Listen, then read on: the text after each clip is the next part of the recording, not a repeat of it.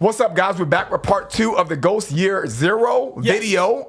This is what we thought of the song. Check out part 1. That'll be in the link below in the description, which is our reaction. What you think? What you think, man? I think this song, man, is on my playlist, dude. I'm actually gonna rock this one out, man. Okay. This one, you know what? It's cool though. It is cool. I really like the groove of this song, man. It gave me a feeling of, I don't know if I want to call it like an 80s rock groove. It's like slightly. It's just that boom, dum, dum, dum, dum, dum. Okay, hold on. Now that's not helping. That's not helping. Nah, that's cool though. The groove and or the tempo just gives me this 80s rock feel. You know what I mean? I get it. And the vocals are, I think when we read that in Wikipedia, and it said it's kind of a mixture between sort of pop music and death metal.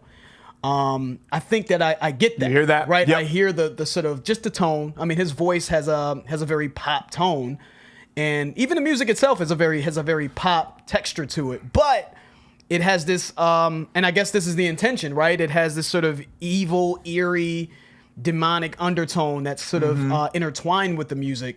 And that, in addition to the groove, just making your head bob and getting you into getting you to the flow of the music, just seems to work for me. You know what I mean? His voice, again, it reminded me a little bit, just the softness of his voice of, Chester from Linkin Park. You know what I mean? I thought that they did a really good job in meshing edginess with pop vocals as well. You know what I mean? This is going to be the first song, to my recollection, that will be making my playlist. And it's essentially speaking on Satan taking over the world. Right. You know what I'm saying? So am I going to be listening to the song for that in particular? Nah. It's purely going to be about what I just said, just the groove and all that other stuff. But I really enjoyed the groove.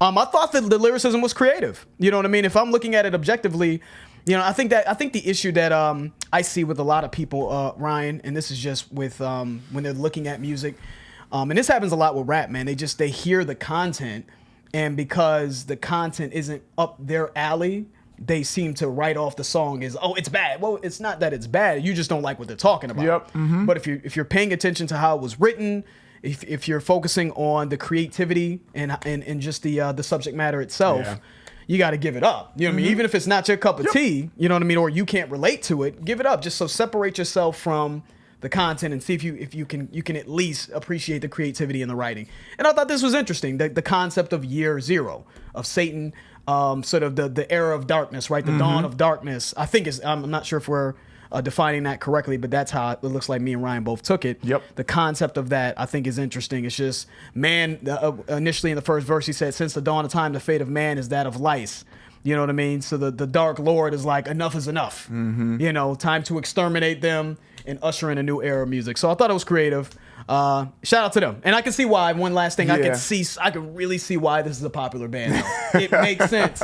They got a catchy, they've got, you can call it the costumes and all that gimmicky all you want, but people buy into that. They like that. It's fun, it's entertainment. It's kind of like War and Slipknot with the mask and people, it's just entertainment. And I could see this really rocking out, just the groove that boom, dum, dum, dum in stadium. So shout out to them. Playlist. I don't know how long it's going to be on a playlist. It may be permanently. It may be one listen and I'd say, nah, fuck all that. Get that Satan shit out of here. Who knows after a second listen, but I'm at least going to check the band out. Give us some suggestions on other songs we should look at. So I'm not talking too long. No, you're good, man. You're good. Good. Not much more to add to that, dude. Cool groove, man. You guys know how I feel about groove, man. I think the groove was super catchy, and I can jam out to it. I really can catch, kind of a rhythm to it. So that part of it I liked, man. The lyricism was interesting to me, but you know what? I can dig it though, man, because I kind of feel like they're using Satan and this year zero as kind of like the restart button, right? And I think you can kind of relate that to a lot of things in life.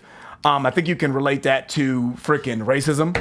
We need to put an end to that shit. You can relate that to wars and disagreements and we can go right down the line. Race, creed, gender, religion, all kinds of stuff, man. And I think if I kind of put myself in that kind of mind frame and I look at it at what they're kind of saying, let's just start this shit over, because at the end of the day, man, you touched on that line, since the dawn of time and the fate of man is that of lice. So we are so insignificant when it comes to the grand scheme of things, whatever you believe, the upper power, whatever that looks like to you. We're so insignificant. We're like lice. What do you want to do with lice? You want to get rid of them, right? No one wants lice. No one wants to deal with that. It's an irritant. Yeah, exactly. You know, so looking at it like that, man, I can dig the lyricism. And that may not even be what they're trying to do, but that's kind of the way that I'm kind of taking the song. We need to put a lot of stop. We need to stop a lot of the buffoonery going on in this world and start over. So that's kind of what I'm getting from the song. Love it. So that I like that. If I can articulate and assimilate the lyricism in that way, I think that's cool. Not gonna make my playlist just because it sounds redundant. It sounds redundant to me. It sounds like I like to think of myself as like I'm gonna just call it a pre-metalhead. I'm on the cusp of becoming a metalhead, man. You know what I'm saying? So there's certain things that I like. I like those dirty, hard, long riffs, and like in the thrash scene, and I love that sound. So that's kind of like my shit. So that didn't really feel it didn't like feed your thirst. Yeah, it didn't feed my addiction when it comes to that kind of sound. So it's not gonna make my playlist just on that purpose. But it's a decent song though, dude. I can catch a groove to it, and it's not that I would never listen to it, but I just don't see myself going back to it because I know what I like now in the metal sphere, Fair enough. So fair enough. It is what it is. Yeah. So shout out to Ghost. Shout out to Ghost. Yeah, shout man. out to everybody that requested that underneath the Cerise video. And that's it. If you guys enjoyed that, please hit the like button. If you haven't subscribed, please subscribe. And also, guys, check out our Patreon channel. We now are offering exclusive access to our content. The link for that will be in the description. I'm George. That's Ryan. Lost in Vegas. We out. We out.